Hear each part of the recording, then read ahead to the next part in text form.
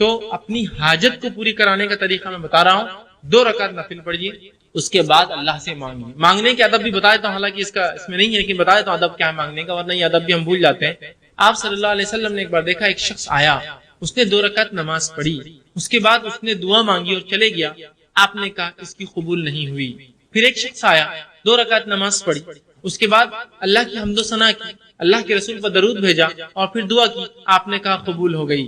تو دعاؤں کے آداب کیا ہے؟ نماز پڑھا آپ نے 2 رکعت نفل، اس کے بعد سب سے پہلے اللہ کی حمد و ثنا کیجیے. اب اللہ کی حمد و ثنا کیا ہے؟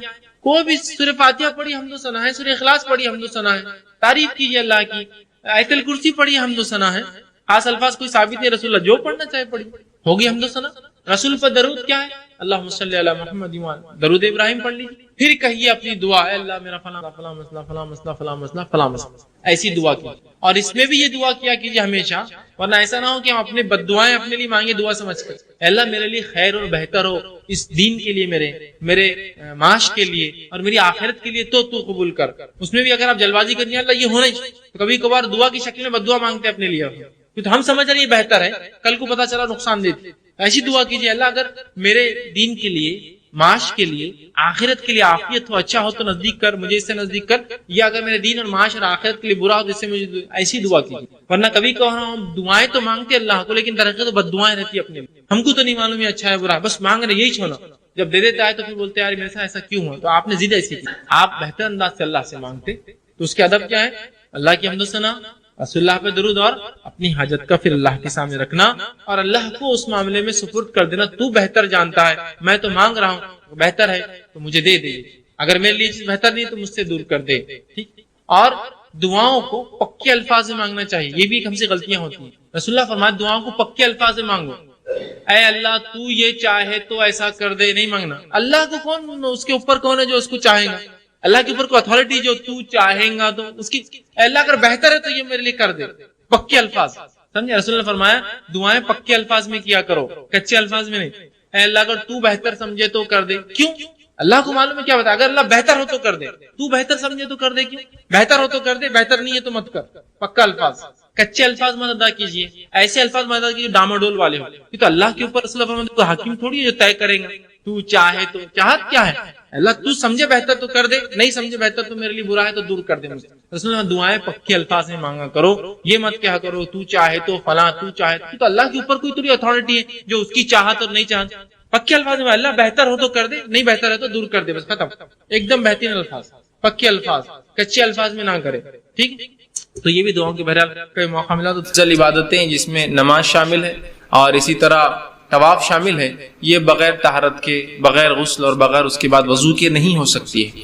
تو گویا اس کی بڑی اہمیت ہے، یاد رکھیے. اور یہ بات میں بار بار کہتا ہوں کہ جس طرح سے فرائض کا پہ عمل کرنا ہم پر واجب اور فرض ہے، اس کو سیکھنا فرض ہے، اسی طرح وہ تمام باتیں جو فرض کے تکمیل میں ضروری ہے، اس کی شرائط ہے، اس کی وجہ ہے، اس کی بیس ہے، ان تمام کا سیکھنا اور کرنا بھی اتنا ہی ضروری ہے جتنا اس فرض پہ عمل کرنا ضروری ہے. تو اگر نماز پڑھنا فرض ہے اور اس پر عمل ضروری ہے تو نماز کن کن چیزوں کی بنیاد پر مکمل ہوتی ہے، ان تمام کو سیکھنا بھی فرض اور اتنا ہی ضروری ہے. اگر زکوٰۃ دینا فرض ہے تو زکوٰۃ کی تکمیل کے لیے جو جو چیزیں ہوتی ہیں، اس کے مسائل، کتنے نصاب پر زکوٰۃ نکلیں گی، اس کا معلوم کرنا بھی فرض ہے. اگر حج کرنا فرض ہے تو اس کا طریقہ سیکھنا بھی ہم پر فرض ہے اور تمام چیزیں کرنا بھی اس کی فرض ہے. ٹھیک ہے. تو اسی طرح جو ہے نماز چونکہ ہم پر فرض ہے تو اس کی شرط طہارت ہے، اور طہارت میں غسل بھی شامل ہے اور وضو بھی شامل ہے، یاد رکھیے. تو بہرحال کچھ باتیں میں جو ہے طہارت کے احکام کے تعلق سے آپ کے سامنے بہرحال آج رکھنے کی بہرحال کوشش کروں گا. مکمل عنوان اس میں کور کرنا میرے لیے ممکن نہیں ہوگا، لیکن بہرحال اہم نکات رکھتے ہوئے تاکہ باقی باتیں اور بھی آپ جو ہے مختلف کتابوں کے ذریعے سیکھ سکتے ہیں، رکھنے کی کوشش کروں گا. سب سے پہلی چیز تو یہ کہ طہارت کی اہمیت اور فضیلت کیا ہے آپ ہم تمام جانتے ہیں. نبی اکرم صلی اللہ علیہ وسلم نے طہارت کو آدھا ایمان کا، طہور شطر الایمانی، پاکی یا طہارت، صفائی، ستھرائی، اچھے اپنے آپ کو اچھا رکھنا، اپنے ماحول، اپنے سماج کو صاف ستھرا رکھنا، خود کو پاک رکھنا، اپنے کپڑوں کو پاک رکھنا، اپنے بیٹھنے کی جگہوں کو، اپنی عبادت کی، تو میں گویا تمام چیزوں میں پاکی کا شریعت نے حکم دیا. اور شریعت صرف پاکی کا حکم نہیں دیتی ہے، شریعت صرف ظاہری پاکی کا حکم نہیں دیتی ہے، شریعت ظاہری اور باطنی دونوں پاکی کا حکم دیتی ہے. انسان کا باطن بھی پاک ہو، مطلب اندرون بھی پاک ہو، جس کے لیے شریعت کہتی ہے حسد، جلن، کینہ، برائی، بد اخلاقی، بے ادبی، ان سے بچا کرو، اس لیے کہ یہ برائی ہے، اندرونی صفائی بھی چاہتی ہے۔ اور شریعت بیرونی صفائی، ظاہری صفائی بھی چاہتی ہے، کہ شریعت کہتی ہے کہ طہارت لو، وضو کرو، غسل سے رہو، پاک رہو اور فلاں۔ تو گویا شریعت دونوں طہارتیں چاہتی ہے، ایک طہارت جو اندر کی ہو، انسان اندر سے پاک ہو، اور ایک طہارت جو باہر کی ہوتی ہے کہ انسان ظاہری طور سے پاک ہو، اور دونوں ہی اہم ہیں۔ اگر ہم اب ظاہری طہارت کی میں بات کروں گا، یہاں جب پاکی کی بات کروں گا، تو آپ یہ مت سمجھیے باطنی ضروری نہیں ہے، باہر سے تو بڑا وضو صاف ہے اور دوسروں کے بارے میں کینہ رکھتے ہیں، بغض رکھتے ہیں، نفرت کرتے ہیں، حسد رکھتے ہیں، دھوکہ دینے کا سوچتے ہیں، نقصان پہنچانے کا سوچتے ہیں، یہ بھی درست نہیں۔ اور وہیں اگر اندر سے پاک ہوں اور پھر وضو اور طہارتوں کو اہتمام نہیں، نمازی نہیں پڑھتے، تو پھر وہ بھی بیکار ہے۔ تو دونوں ہی طہارتیں شریعت میں اہم ہیں، ٹھیک ہے، اور اس کے بڑے فضائل ہیں۔ جیسے کہ ایک آیت میں نے آپ کے سامنے تلاوت کی، جو سورہ بقرہ کی آیت نمبر جو ہے 222 ہے، اس کا ایک حصہ اللہ نے کہا اور فرمایا ان اللہ یحب التوابین و یحب المتطہرین، اللہ توبہ کرنے والوں کو اور پاک رہنے والوں کو، طہارت رکھنے والوں کو، صفائی اور ستھرائی رکھنے والوں کو پسند کرتا ہے۔ تو ایک توبہ کرنا اور دوسرا صفائی۔ تو توبہ اندرونی پاکی کا ذریعہ ہے، انسان جو گناہ کرتا ہے اندرونی، حسد، جلن، بغض، کینہ، بد اخلاقی، تمام چیزیں، گالی دے دیا، جھوٹ بول دیا، دھوکہ دے دیا، اندرونی برائیاں ہیں، تو توبہ کو پسند کرتا ہے، اور ظاہری پاکی کو پسند کرتا ہے، مطلب اندرونی پاکی کے لیے توبہ، ظاہری پاکی کے لیے بولے دونوں پاکیزگی کو پسند کرتا ہے نا۔ کیا فرمایا ان اللہ یحب التوابین، اللہ توبہ کرنے والوں، مطلب اندر سے جو پاک کرے، غلطی ہوگی پاک کر لی اپنے آپ، توبہ اس کا ذریعہ ہے گناہوں سے پاک ہونے کا۔ وہ یحب المتطہرین، اور ظاہری پاک رہنے والوں، اندرونی پاک اور ظاہری پاک دونوں ملا کر اللہ دونوں سے محبت کرتا ہے، ٹھیک۔ تو اس سے میں سمجھتا ہوں اس کی فضیلت ہمیں پتہ چلتی ہے۔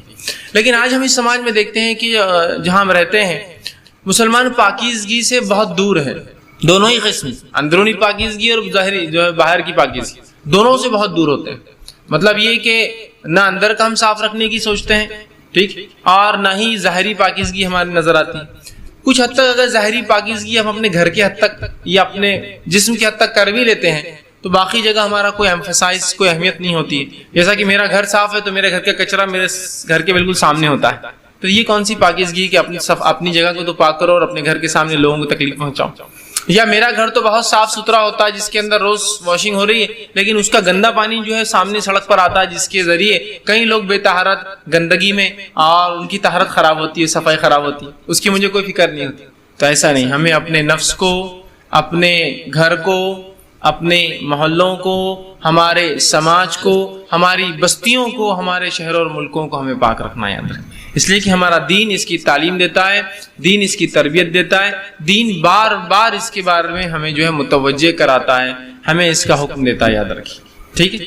تو یہ بڑی اہم چیز ہے۔ اب آئیے، اللہ رب العزت اپنی کتاب میں طہارت کا ہمیں حکم دیتا ہے، اور سورہ مائدہ سورہ نمبر 5 اس کی آیت نمبر 6 میں اللہ رب العزت نے فرمایا اور کہا وَإِن كُنتُمْ جُنُوبًا فَاتَّطَهَّرُوا، کہ اگر تم میں سے کوئی جنوبی ہو جائے، جنوبی کا معنی ہوتا ہے ایسا آدمی کہ جس کو غسل واجب ہو، ٹھیک، ایسا آدمی جس کو غسل واجب ہو، تو کہا اگر تم میں سے کوئی شخص جنوبی ہو جائے جس پر غسل واجب ہو تو وہ کیا کرے؟ اللہ نے فرمایا تو وہ طہارت لے، تو وہ اپنے آپ کو پاک کرے۔ تو طہارت لینا ہم پر واجب اور فرض ہے، یاد رکھیے۔ کیا کہا اللہ نے؟ اگر تم میں سے کوئی جنوبی ہو جائے تو فوراً کہا تو تم طہارت لو، اپنے نفس کو، اپنے ظاہر کو پاک کر لو، ٹھیک ہے۔ اسی طرح آگے اللہ رب العزت فرماتا ہے، اور نبی اکرم صلی اللہ علیہ وسلم کو اللہ رب العزت نے حکم دیا اور کہا سورہ مدثر سورہ نمبر 74 اس کی آیت نمبر 4 میں کہا اور کہا فَثِيَابَكَ فَطَّهِّرْ، کہ نبی اپنے کپڑوں کو پاک رکھیے۔ ثوب کا معنی ہوتا ہے ڈریس جو اوپر انسان پہنتا ہے۔ فَثِيَابَكَ فَطَّهِّرْ، کہ نبی اپنے کپڑوں کو آپ جو ہے پاک رکھیے، صاف رکھیے۔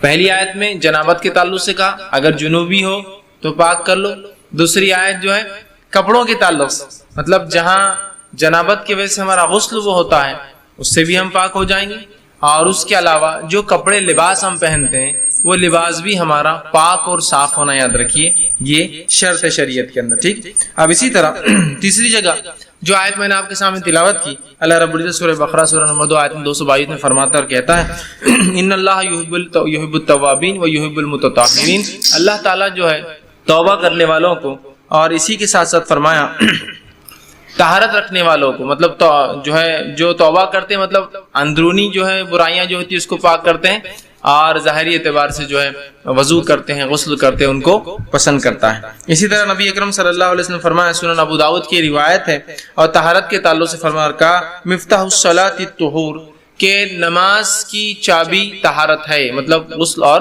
پھر وضو۔ نماز کی چابی طہارت ہے، مطلب اس شخص کی صلاۃ قبول نہیں ہوتی جس کی طہارت درست نہ ہو، تو یہ اس کی شرط ہے۔ اسی طرح ایک اور روایت میں آپ صلی اللہ علیہ وسلم فرماتے ہیں، اور فرمایا لا تقبل الصلاۃ بغیر الطہور، کہ اللہ تعالیٰ کسی کی نماز کو تب تک قبول نہیں کرتا جب تک کہ وہ وضو نہیں کر لیتا، مطلب جب تک کہ وہ پاک نہیں ہو جاتا اللہ اس کی نماز کو قبول نہیں کرتا۔ ٹھیک ہے، یہ صحیح مسلم کی روایت۔ اسی طرح تیسری روایت جو صحیح مسلم کی روایت، آپ نے فرمایا الطہور شطر الایمان، پاکی آدھا ایمان ہے۔ ٹھیک، تو آپ دیکھ رہے ہیں اور ہم دیکھ رہے ہیں کتنی باتیں شریعت نے پاکی کے تعلق سے بیان کی۔ اب آئیے، پاکی کے طہارت کے کیا اقسام ہیں، صفائی کے کیا اقسام ہیں؟ تو صفائی طہارت پاکی کی دو قسمیں ہیں، پہلی قسم ظاہری اور دوسری قسم اندرونی۔ یہ دونوں ہی قسم ہمیں یاد رکھی، شریعت یہ دونوں چاہتی ہے، ہم اندرونی پاک ہو اور ظاہری پاک ہو۔ ظاہری پاکیزگی کیا ہو سکتی ہے کہ ہم غسل سے رہیں، بلا وجہ غسل میں تاخیر نہ کریں، ٹھیک، سہولت ہوتے ہی کر لے، یہ نہیں کہ ابھی کریں گے بعد میں کریں گے، ہو سکتا موقع محل نہ ملے۔ اسی طرح جو ہے ہم باوضو رہنے کی کوشش کریں، اور نماز تو بہرحال وضو کے بغیر قبول ہی نہیں ہوتی ہے۔ اپنے کپڑوں کو ہم صاف رکھیں، ہم جہاں رہتے ہیں کھاتے پیتے ہیں اس جگہ کو صاف رکھیں، جہاں عبادتیں کرتے ہیں وہ جگہ ہماری صاف ہو، ہمارے محلے ہماری بستیاں اور ہمارے شہر جو ہے یہ صاف، یہ وہ ظاہری طہارت۔ اور اندرونی طہارت میں مراد حسد، کینہ، بغض، تکبر، برائی، گالی دینا، بری باتیں دوسروں کے بارے میں خیال رکھنا، اسی طرح جو ہے برے قبیح جو ہے افکار جس کو کہیں گے، سوچ بھی رکھنا یا ایسے خیالات بھی لانا، ان سے بھی ہمیں اپنے آپ کو کیا کرنا پڑے گا، پاک کرنا پڑے گا۔ تو طہارت کی شریعت میں دو قسمیں ہیں، ایک طہارت جو ظاہری ہوتی ہے اور ایک طہارت جو اندرونی ہوتی ہے، دونوں کی اپنی اہمیت ہے۔ اندرونی طہارت خراب ہو جائے تو توبہ اس کا ذریعہ ہے صاف کرنے کا، برائی دل میں تھی کچھ تھا توبہ کر لیجئے۔ ظاہری طہارت خراب ہو تو پھر غسل اور وضو، اس کے لیے دو چیزیں مہیا ہے ہمارے پاس۔ ٹھیک، اب آئیے، طہارت کن چیزوں سے حاصل ہوتی ہے؟ طہارت حاصل کرنے کو، پاکی حاصل کرنے کو، اور اب میں ظاہری، میرا جو اب پورا عنوان رہے گا ظاہری پاکی پر ہے۔ اب جو طہارت حاصل کرنا ہے ہم کو، تو وہ کن کن چیزوں سے طہارت ہو سکتی ہے؟ تو طہارت جو ہے، پاکی جو ہے، صفائی اور ستھرائی جو ہے، شریعت میں ہم دو چیزوں سے حاصل کر سکتے ہیں، پہلا پانی اور دوسرا پاک مٹی۔ صاف پانی، مطلب پاک پانی ظاہر سی بات ہے، اور صاف مٹی، پاک مٹی، یہ دو چیزوں سے انسان طہارت حاصل کر سکتا ہے، یاد رکھیے شریعت۔ ٹھیک، اس کے تعلق سے جو سادہ پانی جس کو ہم کہیں گے، یا صاف پانی جس کو ہم کہیں گے، میں سادہ پانی اس لیے کہہ رہا ہوں کہ بہت ساری چیزیں ہوتی ہیں جن کو پانی کہا جاتا ہے لیکن وہ پانی ہوتے نہیں، جیسا گلاب کا پانی، پانی تو ہے لیکن گلاب ہے۔ سادہ پانی اس لیے میں کہہ رہا ہوں، مطلب پانی جو جھیل میں ہو، ندی میں ہو، سمندر کا ہو، بارش کے ذریعے جو آتا ہو، نہروں کے ذریعے جو نکلتا ہو، کنووں سے جو نکلتا ہو، یہ سادہ پانی ہے۔ اس میں کچھ ملاوٹ ہو جائے تو پھر وہ پانی تو ہوتا ہے لیکن اس کے ساتھ آپ گلاب کا پانی، عطر کا پانی، مطلب کوئی چیز لگ جاتی ہے، سادہ پانی ہونا ایک، اور دوسرا مٹی سے طہارت حاصل ہوتی ہے۔ پانی کے تعلق سے اللہ رب العزت اپنی قرآن میں فرماتا ہے اور کہتا ہے وَأَنزَلْنَا مِنَ السَّمَاءِ مَاءً طَهُورًا، سورہ فرقان سورہ نمبر 25 آیت نمبر 48 میں فرمایا کہ ہم نے آسمان سے پانی کو اتارا جو پاک ہوتا ہے۔ اب آسمان سے اترا ہوا پانی جھیل، ندی، نالے جس کو کہیں گے، کنویں اور نہریں اور جھیلوں میں اور سمندر، بحرانی تمام جگہ آپ کو مل سکتا ہے۔ اس پانی سے چونکہ یہ پاک ہے، یہ ہمیں طہارت دے سکتا ہے، یہ ہمیں پاک کر سکتا ہے، یاد رکھیے۔ ٹھیک، تو پہلی چیز پانی ہے جس سے ہم طہارت حاصل کر سکتے ہیں۔ اسی طرح نبی اکرم صلی اللہ علیہ وسلم فرماتے ہیں، اور بحقی کی جو ہے روایت آپ نے فرمایا پانی پاک کرنے والا ہے، الا یہ کہ اس میں اس کا بو، ذائقہ اور رنگ کسی بری چیز کی وجہ سے بدل جائے۔ پانی پاک ہے، پاک کرنے والا ہے، سوائے اس کے کہ اس کا رنگ، بو، اور آگے فرماتے ہیں اس کی بو، ذائقہ یا رنگ کسی چیز کے ملاوٹ سے، گندی چیز کی ملاوٹ سے بدل جائے تو تب اس سے وضو یا طہارت حاصل نہیں ہوں گی۔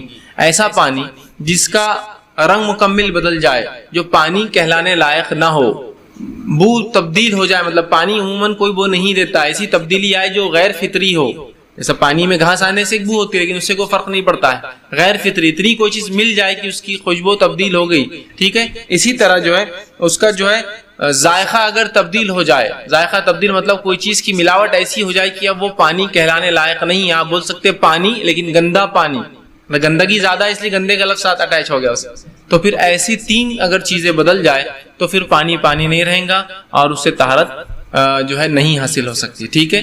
لیکن کیا ہے، رنگ بو. اور ایک بات یاد رکھ لیجیے، پانی کو جو ہے جس کی تعداد مقدار بڑی ہو اس کو کوئی گندگی ناپاک نہیں کر سکتی، یہ بات بھی یاد رکھیے، ٹھیک ہے. انشاءاللہ تفصیلات آگے آئیں گی. جیسا کہ آپ ایک جھیل کے کنارے گئے، جس جھیل میں بھینسیں بھی نہ رہی ہے، انسان بھی نہ رہے، کتے بلی بھی اس میں ہیں اور لاشیں بھی پڑی ہے چڑیاؤں کی، کتے بلیوں کی غلاظت بھی دکھ رہی ہے، لیکن چونکہ وہ جھیل ہے اس میں پانی کی تعداد بہت زیادہ ہے جس کی بنیاد پر وہ پانی خراب نہیں کہلائیں گا.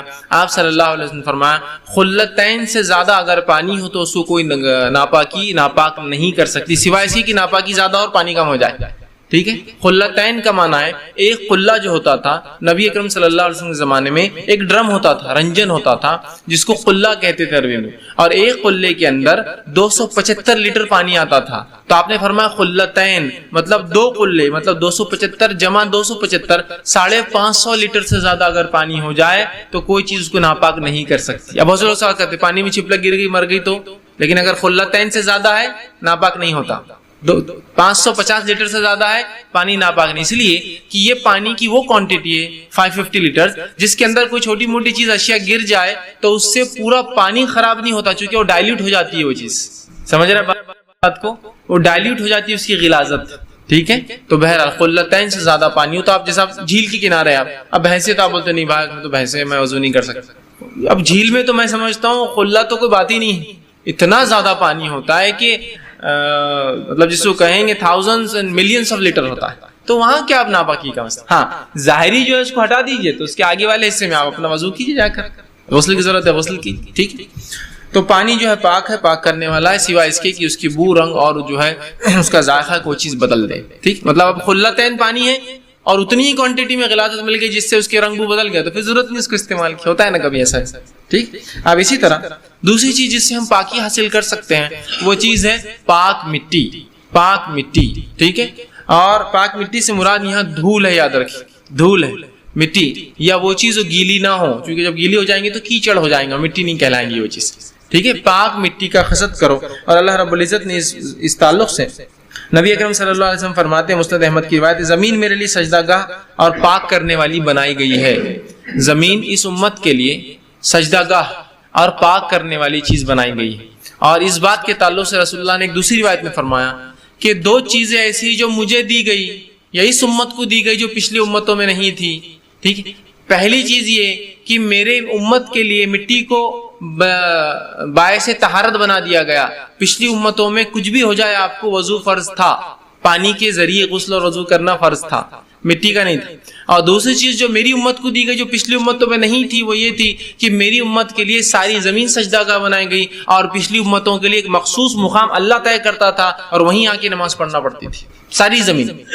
ایک تیسری روایت آپ نے فرمایا کہ بیت الخلاء اور قبرستانوں کو چھوڑ کر ہر جگہ جو ہے نماز ہو سکتی ہے، ورنہ پوری زمین بولے تو آپ قبرستان میں بھی کھڑے ہو جائیں گے جا کر، نہیں، بیت الخلاء اور قبرستان چھوڑ کر باقی تمام جگہوں پر آپ نماز ادا کر سکتے ہیں. تو یہ 2 فضیلتیں اس امت کو دی گئی جو پچھلی امتوں میں نہیں تھی، کہ ایک مٹی کو ذریعہ طہارت بنایا گیا اور دوسرا پوری زمین سجدہ گاہ ہمارے لیے بنا دی گئی کہ جہاں مسلمان کو وقت نماز ہو صلاۃ کھڑے ہو جائے بس نماز پڑھ لے وضو کر کے.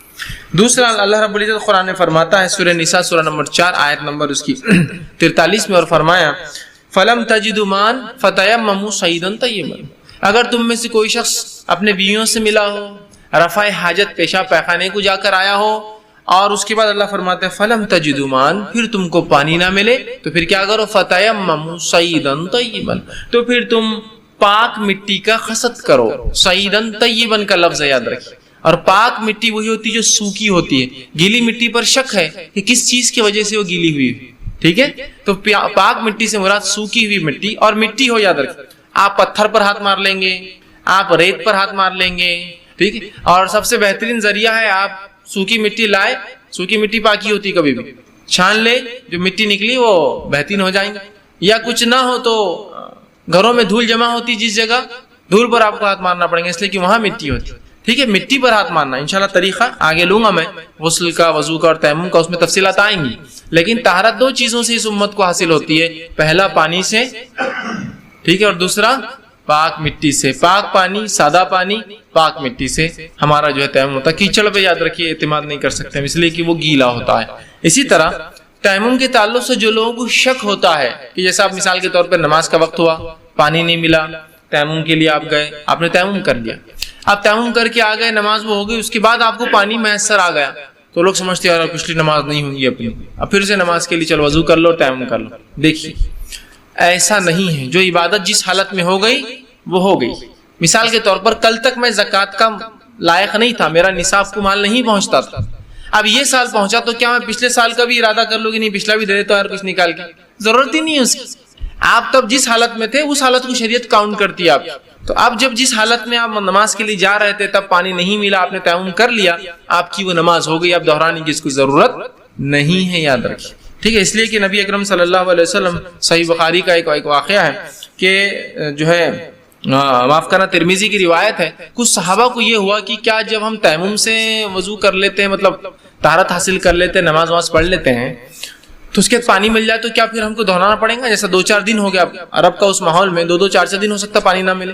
تو نبی اکرم صلی اللہ علیہ وسلم کی جب یہ بات صحابہ کی سنی آئی تو آپ نے کہا اور فرمایا، پاک مٹی مسلمانوں کے لیے وضو ہے، پاک مٹی مسلمانوں کے لیے وضو ہے، چاہے 10 سال پانی نہ ملے. مطلب تیمم مکمل قائم مقام ہے وضو کا. 10 سال تک بھی اگر پانی نہ ملے اور تم کو تیمم کرنا پڑے تو تمہاری نماز درست ہے. یہ امپورٹنس، اہمیت بتانے کے لیے ہوتا نا. آپ بولتے نا 10 سیو جی، سینکڑوں ہزاروں لوگ تھے، تو ایگزیکٹلی 1000 نہیں ہوتے ہوں، ایک پیمانہ ہوتا ہے رفلی بتانے کے لیے. تو آپ نے کہا 10 سال بھی، کہ تو صحابہ گھبرا رہے تھے کہ اب ہم سفر کو 3-4 دن تھے، اب پانی نہیں ملا، تو کیا شہر میں آنے کے بعد پانی ملنے کا وضو کر کے پھر سے پوری نمازیں پڑھے؟ تو اس پہ آپ سے فرما رہے ہیں کہ تیمم مسلمانوں کے لیے وضو کا قائم مقام ہے، بدل ہے. چاہے 10 سال پانی نہ ملے، مطلب 10 سال تک بھی ایسی نماز پڑھے تو تمہاری نماز درست ہے. جب پانی حاصل ہو جائے تو اپنے جسم کو اس سے صاف کر لیا کرو، اور جب پانی مل جائے تو اپنے جسم کو اس سے صاف کر لیا کرو. اس سے مراد یہ کہ سمجھ لیجئے مجھے، اور یہ ایک بات اور یاد رکھیے، تیمم کا وضو اور تیمم کا غسل دونوں کا ایک ہی طریقہ ہے. غسل کے لیے بھی تیمم کیا جاتا ہے اور وضو کے لیے بھی تیمم کیا جاتا ہے. اس کے دونوں کو الگ ٹائپ نہیں کہ غسل کا تیمم الگ اور وضو کے لیے الگ. ٹھیک ہے، تو آپ سمجھ لیجئے مجھے غسل کی ضرورت تھی تو میں نے تیمم کر کے نمازیں پڑھ لی، سفر پہ تھا میں. اب جب آ گیا ہوں جہاں پانی مجھے میسر ہے تو اس کے بعد میں اپنے آپ کو نہانا آپ ضروری میرے لیے، کہ اگلی نمازیں پڑھنا ہے، اس کے لیے مجھے وضو ضروری ہو گیا. ٹھیک ہے، تو اس کے لیے آپ فرما رہے ہیں کہ جب پھر پانی مل جائے تو اپنے آپ کو پاک کر لو. مطلب جو چیز کی وجہ سے تمہیں تیمم کی مجبوری تھی، یا پانی نہیں تھا، یا ضرورت تھی وضو یا غسل کی اور پانی نہیں ملا، تو آپ پاک کر لو اپنے آپ. لیکن اس کا ہرگز معنی یہ نہیں ہے کہ آپ پھر پاک کر کے پوری نماز دہرائے. جو ہو گئی اس میں ہو گئی. جیسا کہ میں مثال دوں گا، تیمم ایک سٹیپنی ہے گاڑی کی، تیمم گاڑی کا اسپیئر ویل ہے، سمجھے؟ اگر آپ کے مین ویل پنکچر ہو جائے، گاڑی کا جو اصل ٹائر ہے، اور آپ نے اسپیئر ویل سٹیپنی لگا دی گاڑی کو، اور آپ نے اس پہ سفر کیا، سمجھ لیجیے 100 کلومیٹر، تو 100 کلومیٹر وہ سفر ہوتا ہے یا نہیں ہوتا ہے؟ ہوتا ہے نا. لیکن 100 کلومیٹر کے بعد جب آپ کو دکان مل جاتی ہے، آپ فوراً اپنے ریل ٹائر کا پنکچر بناتے اور اس پہ لگا دیتے ہیں. تو کوئی یہ بولے گا نہیں اب وہ 100 کلومیٹر سفر نہیں، اور پھر آپ جا کے آئیں گے اپنے اصل ٹائر پہ. ضرورت ہی نہیں ہے اس لیے کہ سفر ہو گیا. اسی طرح تیمم بھی ایک مجبوری کی چیز ہے جو استعمال کی جاتی ہے، لیکن مجبوری کے استعمال کا ہرگز معنی ہی نہیں کہ وہ استعمال کی مجبوری میں استعمال درست نہیں تھا. اس وہ کام ہو گیا، وہ عبادت آپ کی ہوگی، اب ضرورت نہیں اس کو کرنے. سمجھ گئے آپ بات؟ اور تیمم جو ہے انشاءاللہ مسائل آئیں گے. یہ ضروری نہیں کہ پانی کی غیر موجودگی میں ہی ہو، یہ بیمار کے لیے پانی کی موجودگی میں بھی جو ہے وجہ بن سکتا ہے. بیمار انسان پانی شاید ڈاکٹر نے کہا لگا نہیں سکتے، یا پانی لگانے سے خدشہ ہے کہ جان چلی جائے، زخم بڑھ جائے، جس سے اور بھاری نقصان مالی اور جانی ہو، تو بہرحال ہو سکتا ہے اس میں بھی آپ تیمم کرے. پانی تو ہے، جسم ساتھ نہیں دیتا، پانی تو ہے، صحت ساتھ نہیں دیتی، تو کیا کریں گا. ٹھیک. اسی تعلق سے ایک واقعہ آتا ہے کہ عمرو بن عاص رضی اللہ عنہ، سخت ٹھنڈی تھی اور ایسی جاڑے کی رات تھی اور آپ بیمار تھے کہ اگر غسل کرتے اور غسل کی ضرورت تھی آپ کو تو امکان تھا کہ آپ کو ڈر تھا کہ مر جاؤں گا. مطلب بیمار زیادہ تھے، اور عرب کی اس سردی کو آپ اندازہ لگائیے، وہ ہماری سردی جیسی نہیں ہوتی، بہت سخت سردیاں ہوتی ہے، تو آپ ڈر رہے تھے کہ کہیں امکان، تو آپ نے اس معاملے میں جو ہے تیمم کر لیا. انشاءاللہ مسائل اس کے آگے آئیں گے. ٹھیک.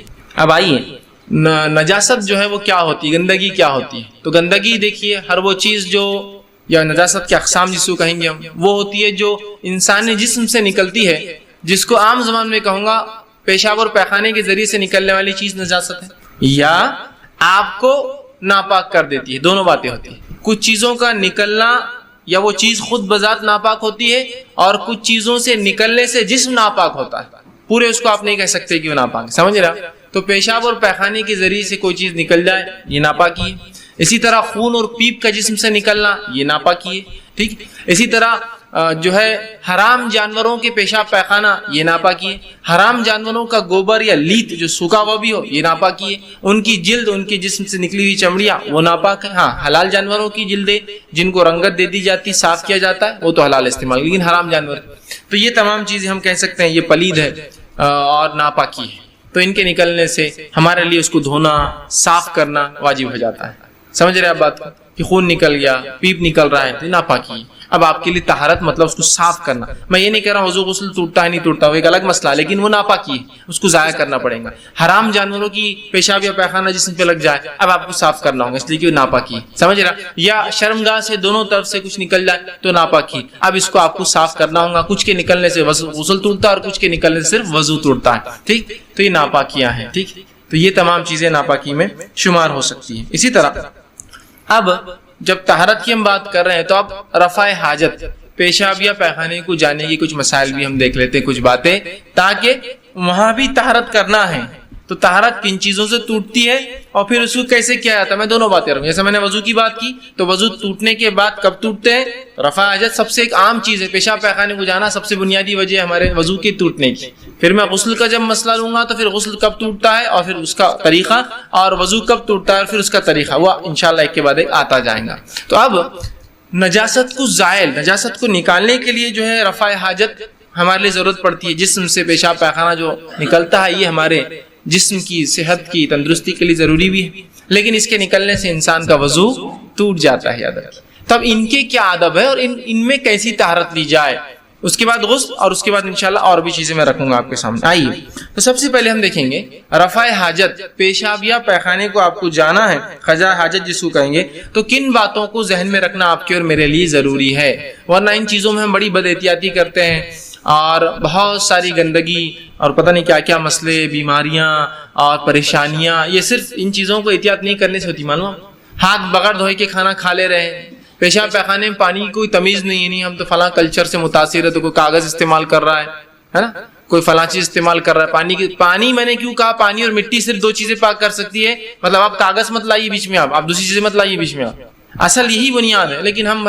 فلاں کلچر سے متاثر ہے تو ہمارے لیے تو پانی کی ضرورت ہی نہیں ہے. ہم پانی کو بچانے کو آپ کو ضرورت نہیں ہے. اللہ جس نے اس دنیا کو بنایا اس نے کسی حکمت کے ساتھ ہی یہ تمام احکامات ہم کو اور آپ کو دیے. ٹھیک ہے. تو ہمیں ان چیزوں کی فکر کرنے کی زیادہ ضرورت نہیں جو اللہ کا ذمہ ہے. ہم وہ فکر کریں اپنے اعمال کی جو ہمارا ذمہ ہے. ٹھیک. تو بہرحال تو اس چیز کو وہ کرے. تو کیا چیزیں ہمارے ذہن میں ہو جب رفع حاجت کے لیے جائے, جب بیٹھے اور جب نکلے.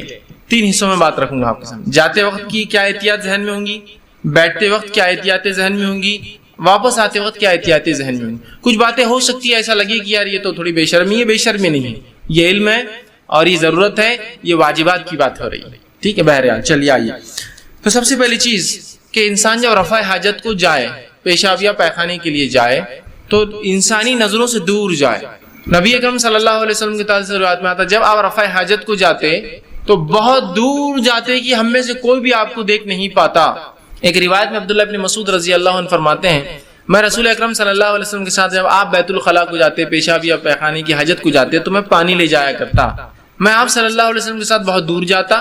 ایک مقام کے بعد رسول اللہ مجھ سے پانی لے کے میری نظروں سے بھی دور چلے جاتے, مطلب دونوں انسانی نظروں سے دور, اور پھر رسول اللہ اس شخص چونکہ وہ ساتھ چلتے آپ وسلم کی حفاظت کے لیے, دیکھنے کے لیے, پانی دینے کے لیے, پھر آپ اس سے اور دور چلے جاتے, اتنے دور کہ ہم انہیں دیکھ نہیں پاتے.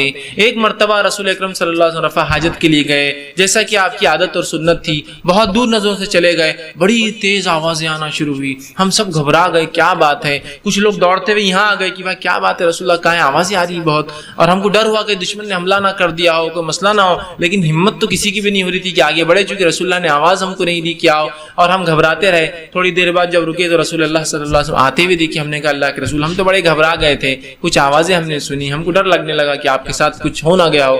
تو آپ نے کہا کہ نہیں ایسا مسئلہ نہیں تھا. جب میں رفع حاجت کے لیے گیا تو جنوں کے دو گروہوں میں لڑائی ہو گئی, جو کافر اور جو مومن تھے, اور دونوں میرے پاس آئے اور کہا آپ صلح کروا دیجئے, اور ہم لوگوں کو ڈسپیوٹ جگہ کے اوپر تھا, ایریے پر تھا کہ فیصلہ کر دیجئے کون کہاں رہیں گا. آپ نے کہا میں نے پھر دونوں میں فیصلہ کر دیا اور دونوں نے میری بات کو قبول کر لیا, اور میں نے مومن جنوں سے کہا کہ تم جو ہے پہاڑوں کے دروں میں جا کر رہو, ٹھیک, یا اونچے مقامات پر رہو, مطلب پہاڑ کے جو علاقے ہوتے پہاڑی, اور جو کافر جن تھے ان سے کہہ دیا کہ تم غیر آباد سمندری ٹاپوں میں جا کے رہو, اور دونوں نے میری بات کو قبول کر لیا.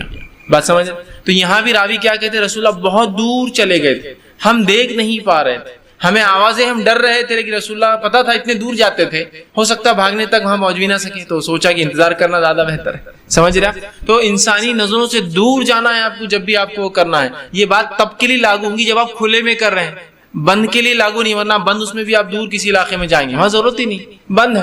اور آج کل الحمدللہ ہم شہروں میں رہتے ہیں اور بند ہوتے ہیں, لیکن اگر آپ کو کبھی مجبوری آ جائے جنگل میں تو یاد رکھیے اس کے لیے ہوگا. ورنہ آج ہم لوگوں کو دیکھتے ہیں سڑک سے, آپ ہائی وے سے گاڑیاں چلا رہے ہیں اور لوگ انسانوں کی طرف منہ کر کے رفع حاجت کے لیے بیٹھے ہوئے. کم از کم اتنی حیا تو ہونا چاہیے کہ پیٹ کر لے آدمی, مجبور ہوتا ہے نا, مجبوری یہ سمجھو جانے تک چھوٹ جا رہا تھا تو وہیں بیٹھ گیا راستے پر, مطلب گاڑیاں جا رہی ہے اور اس ہائی وے کی طرف گاڑیوں کو دیکھتے دیکھتے رفع حاجت کے لیے کھڑا یا بیٹھا ہے. سمجھ رہا بات؟ کیسی مطلب گھنونی بات ہے, کتنی بے شرمی کی بات ہے. مطلب شرم و حیا کا تقاضا انسانیت بھولتی جا رہی ہے, اور پھر وہی جانور اور جس کو ہم کہیں گے اینیمل انسٹنکٹ اپنے اندر واپس جگا رہی ہے, جو جانوروں کی خصلت کہیں گے, ننگا ہونا, جسموں کو دکھانا. یہ آدم کی اولاد اور آدم کی اور انسانوں کی فطرت نہیں ہے ننگا ہونا, یاد اس کا فطری تقاضا ہی نہیں ہے اندر. سمجھا؟ تو یہ بات یاد رکھیے. ورنہ بہت سے لوگوں کو دیکھا جاتا ہے چوراہوں پر بیچ میں کھڑے رہ کے بس شروع ہے, اور ہر کوئی دیکھ رہا آس پاس سے, اور لوگ اپنی نظریں بچا کے جا رہے ہیں, ان کو کوئی شرم نہیں آ رہی. سمجھ رہا؟ چوراہوں پر نکڑوں پر کھڑے رہ کے طہارت ہو رہی ہے. کم از کم اگر ایسی ضرورت تھی تو کہیں دور جاتے, نکڑوں چوراہوں پر. لوگوں کے گھروں کو طہارت کا مقام بنا دیا آپ نے. ایک جگہ سے میں گھر سے میرا گزر ہوا تو وہاں اوپر لکھا ہوا تھا, یہاں دیکھو گدھا مت رہا ہے, بڑا ایسا بورڈ لگا ہوا تھا, اور نیچے دو آدمی پیشاب کرتے کھڑے تھے. میں نے کہا ماشاء اللہ, وہاں انہوں نے لکھ دیا, چونکہ ان کے گھر کے پاس لوگ پیشاب کر رہے تھے, اتنا تنگ کر دیا تو انہوں نے وہاں لکھ دیا تھا تاکہ کم از کم وہ لوگ ذلیل تو ہو کہ دیکھو گدھا مت رہا ہے. ٹھیک ہے, لیکن اس کے بعد بھی لوگوں کو شرم نہیں, کھڑے ہیں وہاں. سمجھ رہا ہے؟ تو بہت احتیاط کیجیے. ٹھیک ہے, تو نظروں سے دور جانا, یا عام زبان میں کہوں گا اپنے گھروں میں تو دروازوں کا مکمل بند ہونا اس میں جا کے, تاکہ کوئی دیکھ نہ سکے, کوئی آ نہ جائے. ٹھیک. چلیے, دوسری چیز کا لحاظ, اس حالت میں کوئی ایسی چیز ساتھ نہ رکھے جس پہ اللہ کا ذکر یا اللہ کا نام واضح لکھا ہو. جیسے کہ ایک روایت میں آتا, نبی اکرم صلی اللہ علیہ وسلم سے ایک انگوٹھی تھی جو کھلی باہر آپ پہنتے تھے, جسے محمد رسول اللہ لکھا تھا, جو مہر تھی آپ کی, سٹیمپ تھا, جو بادشاہوں کو آپ خطوط لکھتے, لیٹرز لکھتے تو اس پر مارا جاتا, تو وہ آپ اتار دیا کرتے تھے. تو اس سے علماء لکھتے ہیں کہ ایسی کوئی چیز جو ظاہری اللہ کا نام یا ذکر ہو, جیسا آپ کے مصحف ہے, جیب میں قرآن ہے, آپ پڑھنے کے عادی ہے, تو وہ نہیں لے جا سکتے آپ. رہا معاملہ وہ قرآن جو الیکٹرانک فارم میں موبائل, آئی پاڈ یا دوسری چیزوں میں, وہ الگ چیز ہے, اس کی حرمت قرآن جیسی نہیں. لیکن جو مصحف ہوتا ہے, پیج وائز جو قرآن ہوتا ہے, اس کی بڑی حرمت ہے, اس کو تو نہیں لے جا سکتے. وہ الیکٹرانک فارم میں ہے, کہ تو اگر کوئی موبائل گر گیا اس میں قرآن, تو آپ یہ نہیں بولتے قرآن گرا, موبائل گرا. لیکن قرآن جو مصحف پیپر میں ہوتا ہے, بک بائنڈیڈ بک میں ہوتا ہے, اس کی بڑی حرمت ہے, یاد رکھیں. تو اس کو نہیں لے جا سکتے آپ. یا کوئی بھی اس چیز پہ کھلا اللہ کا نام لکھا ہو, اور رسول اللہ جو پہنتے ہیں وہ مہر پہنتے تھے. اب خامخواہ لوگ آیت الکرسی لٹکا لیتے ہیں, اللہ کے نام کے کڑے ڈال لیتے ہیں, یہ ضرورت نہیں. تو تعویذات ہے, اور یہ یاد رکھیے شریعتاً درست نہیں, حرام ہے. بہرحال تو ایسا کوئی چیز اس پہ ذکر نہ لے جائے. تیسری چیز, بیت الخلاء میں داخل ہوتے وقت جو ہے اپنا الٹا پاؤں اندر ڈالے, پہلے دایاں پاؤں الٹا, لیفٹ لیگ ڈالے آپ پہلے, اور مسجد میں داخل ہوتے وقت سیدھا ڈالے. تو یہاں الٹا یاد رکھیے. بہت سے لوگ بس طہارت کو تو جانا ہے, کیا پرواہ کون سا پیر جا رہا ہے, بس جانا ہے. یہ سنت کا بھی اہتمام کرے. اس سے کیا فائدے ہو سکتے ہیں دنیاوی اعتبار سے, واللہ اعلم, لیکن ہم اس کے فائدے اٹھا رہے ہیں. کچھ چیزیں ایسی ہوتی ہے جو سمجھ میں نہیں آتی, لیکن اگر بنانے والا اتنا حکیم ہو تو آپ اعتماد کر لیتے ہیں, بھائی یہ دوا ہے, اس میں کیا پتا ہے کہ آپ کو نہیں, پھر کیوں کھا رہے نہیں, وہ حکیم صاحب نے دیے, وہ بہت ہوشیار ہے, انہوں نے اگر دیے ہوں گے تو فائدہ ہوگا. تو رب نے جب کہہ دیا, اس کے رسول کے ذریعے بتا دیا, تو بس کر لیجیے عمل. فائدے کیا ہے آپ اٹھاتے رہیں گے, سمجھ میں آؤ نہ ہو. لیکن سائنسی اس کے کچھ نہ کچھ فائدے, کہ تو اسلام نے جن چیزوں کو حلال قرار دیا اور جو آپ نے کر کے بتایا, وہ کام کبھی بھی انسانی نفع کے لیے, انسانی فائدے کے لیے. اور جو کام آپ نے نہیں کیا اور شریعت نے اس کو حرام قرار دیا, وہ کبھی بھی نقصان کے لیے انسانی, وہ اس کو فائدہ نہیں دے سکتا. ٹھیک ہے, کر لیجیے عمل بس. تو الٹا پیر ڈالیے, سب سے سیدھا پیر مت ڈالیے. ٹھیک ہے, الٹا پیر آپ ڈالیں گے, اور الٹا پیر جب آپ ڈالیں گے تو ڈالنے سے پہلے یہ دعا پڑھیں گے, بسم اللہ. ٹھیک ہے, یہ دعا ہے جو بیت الخلاء میں جانے کی دعا ہے، اور بہت چھوٹی سی، اللہم انی اعوذ بک من الخبث والخبائث، اے اللہ میں تجھ سے، بسم اللہ اللہ کے نام سے، اے اللہ میں تجھ سے پناہ چاہتا ہوں خبث اور خبائث سے، مطلب وہ جنوں سے جو انتہائی قسم کے غلیظ جن ہوتے ہیں، اور جو انسانوں کو جب وہ ننگے ہوتے ہیں پیشاب یا پیخانے کی حاجت کو جاتے تب تاڑتے ہیں، تب تکلیف پہنچاتے، تب ایذا دیتے ہیں، تو میں پناہ مانگتا ہوں ایسے جن سے، خبث اور خبائث ان کی مذکر مؤنث سے، مذکر خبث اور مؤنث جو خبائث، ان دونوں سے میں تیری پناہ میں آتا ہوں۔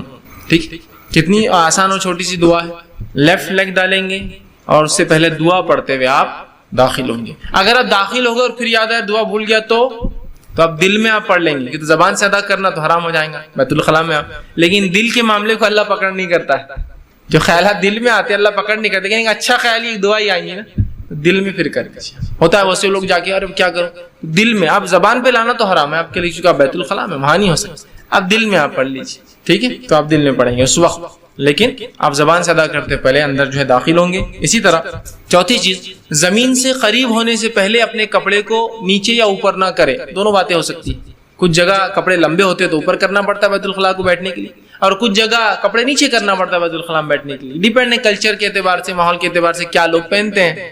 اگر کسی نے سوپ پہن رکھا ہو لمبا جو جھبا ہوتا ہے رب، تو وہ اوپر کریں گا، لیکن وہیں کسی نے پینٹ پہنا ہو تو نیچے کریں گا۔ تو میں دونوں باتیں کہوں گا، اوپر یا نیچے کرنے سے پہلے اتنے جھک جائے کہ اگر امکان ہو کہ کہیں سے نظریں پڑتی ہو، چونکہ کچھ جگہ سمجھ لیجیے بیت الخلاء گاؤں میں آپ چلے جائیے 4 فٹ کی دیوار ہوتی ہے بیت الخلاء، سمجھ رہے ہیں، یا 3 فٹ کی دیوار ہوتی ہے، نیچے بیٹھ جائے تو نہیں دکھیں گا۔